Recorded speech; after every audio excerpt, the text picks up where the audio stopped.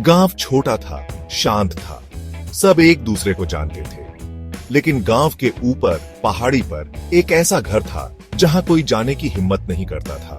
वो पुराना था, टूटा फूटा था, खिड़कियां बंद थीं, मानो खाली आंखें बाहर घूर रही हो। लोग उस घर के बारे में कहानियां सुनाते थे, अजीब आवाजें और परछाइयों के हिलने की बातें करते थे। कुछ कहते थे घर पर श्राप है, कुछ कहते थे वहां भूत रहते हैं। जब से लोगों को याद था, ये घर खाली था। इसकी दीवारें फटी हुई थीं, छत झुकी हुई थी, जैसे कभी भी गिर सकती है। बगीचा जंगली पौधों से भरा था, जो सामने के दरवाजे तक का रास्ता छिपा रहा था। घर एक भूली हुई कब्र की तरह लगता था, बर्बादी और निराशा की निशानी। कोई भी घर के पास जाने की हिम्मत नहीं करता था।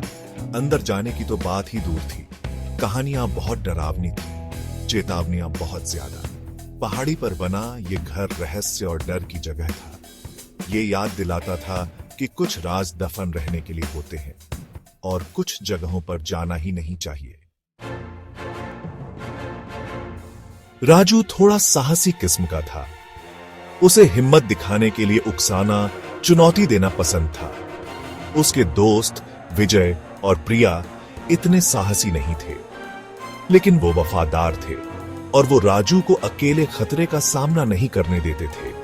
तो जब राजू ने कहा कि आज रात वो भूतिया बंगले में जाएंगे, तो विजय और प्रिया अनिच्छा से मान गए। सूरज डूब रहा था जब वो घर के पास पहुंचे। आसमान नारंगी और लाल रंग का था, लेकिन घर ऐसा लग रहा था जैसे सारी रोशनी सोख रहा हो, रंगीन पृष्ठभूमि के सामने एक साये की तरह। प्रिया की रीढ़ की हड्डी में सिहरन दौड़ गई। शायद हमें वापस लौट जाना चाहिए, उसने कांपती आवाज में कहा। डरो मत प्रिया, राजू ने अपनी छाती फुलाते हुए कहा। यह बस एक पुराना घर है, डरने की कोई बात नहीं है। लेकिन राजू के पेट में भी बेचैनी की गांठ सी बंध गई थी। घर उन पर मंडराता हुआ प्रतीत होता था, जिसकी एक लंबी काली परछाई पहाड़ी से नीचे तक फैली हुई थी। विजय, जो हमेशा से व्यावहारिक था, बोला, चलो बस साथ रहते हैं और सावधान रहते हैं। एक गहरी सांस लेते हुए उन्होंने ऊंची ऊंची घास वाले बगीचे में कदम रखा। हवा भारी हो गई, नम मिट्टी और सड़न की गंध से भरी। सन्नाटा था, बस उनके अपने कदमों और उनके धड़कते दिलों की आवाज आ रही थी। साहसिक कार्य शुरू हो गया था। सामने का दरवाजा चरमराहट के साथ खुला, मानो दशकों की नींद के बाद उसे परेशान किया गया हो। अंदर की हवा बासी और ठंडी थी, धूल और किसी प्राचीन और अवांछित गंध से भरी हुई थी।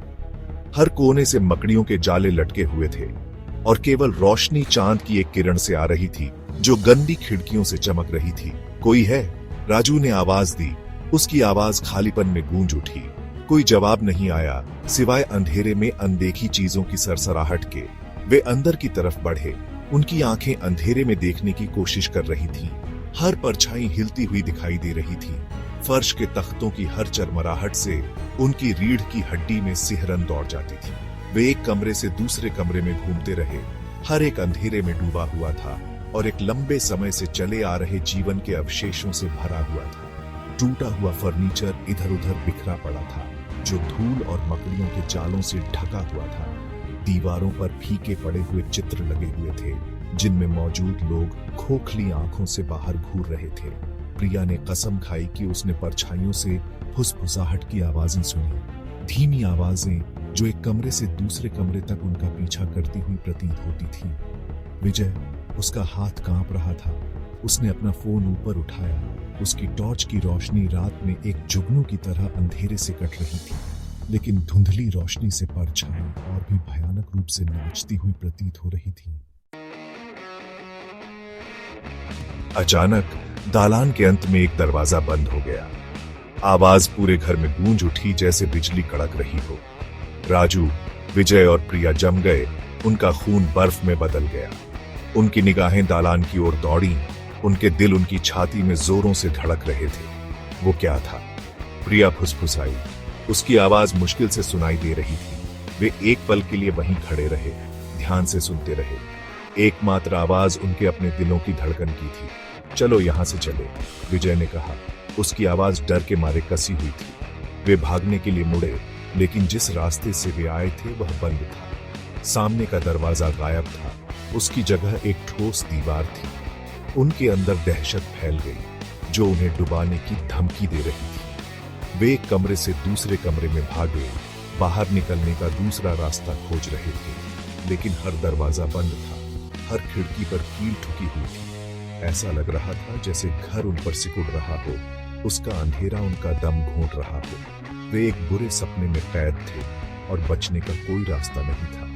फुसफुसाहटें तेज होती गईं, उनके चारों ओर चक्कर लगा रही थी, उन्हें ताना मार रही थी। घर ने उन्हें बंदी बना लिया था, उसके रहस्य अभी भी अंधेरे में डूबे हुए थे। सवाल यह नहीं था कि कैसे बचा जाए, बल्कि यह था कि क्या वे कभी बच पाएंगे।